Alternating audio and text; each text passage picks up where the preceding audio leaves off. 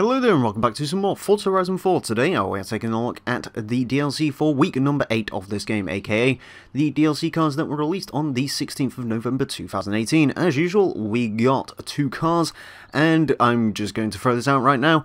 It is a spotlight for my least favourite manufacturer, I think, in the world. It's 2 Vauxhalls, so if you like Vauxhalls, if you like these 2 cars, you might want to click off this video because I'm going to be quite harsh.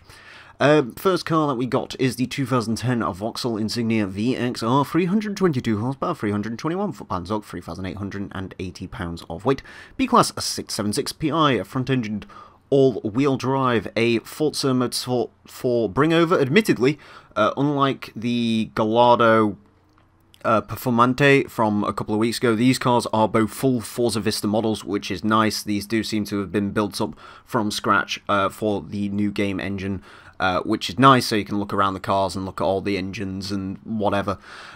Yeah, the Insignia also has a light bar, which is worth pointing out. It's sort of a unique visual cosmetic option that the Insignia gets, so you can roleplay as a British policeman, which is nice, despite the fact not many police departments use Insignias. That's about the only thing I think the Insignia is useful for, because as a car... Okay, it's probably the best VXR car they ever made, because it has all-wheel drive, which is good, because whenever Vauxhall uses front-wheel drive, usually it just results in a lot of understeer. Again, Top Gear Vectra VXR review. Go watch that if you want to see something pretty hilarious. Admittedly, I think the Insignia is kind of understeer as well. It's quite front-heavy, and all-wheel drive doesn't particularly help it get around corners. It's kind of cool to see a car in this sort of mid-spec sports saloon category. We don't really have a lot of cars like this in Forza. I think the only one that I can think of off the top of my head is the Volvo S60 Polestar, which I would much rather drive because the S60 Polestar is a lot lighter, it has a little bit more power, it looks a lot better, and also it won't explode its head gaskets, which is nice. Yeah, the Insignia...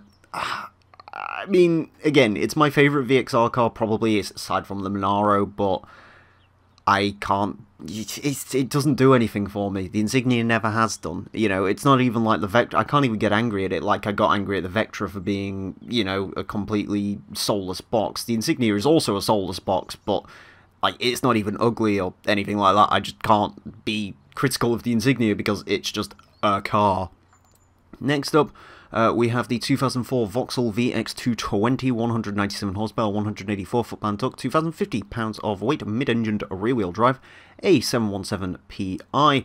Hey, have you ever wanted a Lotus Elise, but with a GM engine in it? Well, here's the VX220 Turbo for you. Yeah, I'd much rather have the Lotus. If you ask me, I think the Lotus is a lot better looking, and also it's got a Toyota engine, which means it's way more reliable.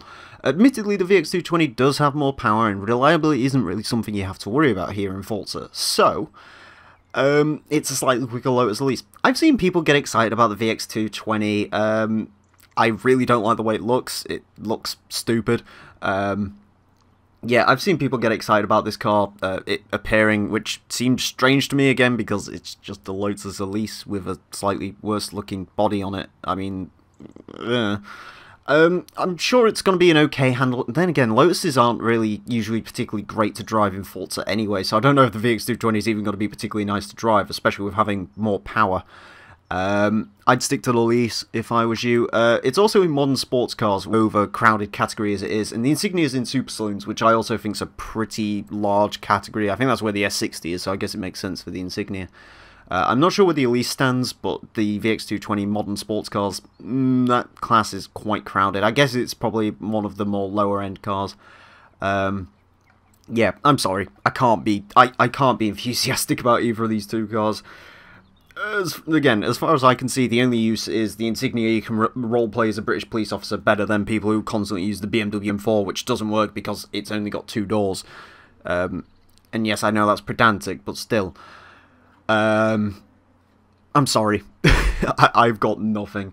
But feel free to let me know. Feel free, if you're a Vauxhall fan, to call me a massive idiot and that you gotta punch me when I go to a kebab shop in Luton in the comment section below.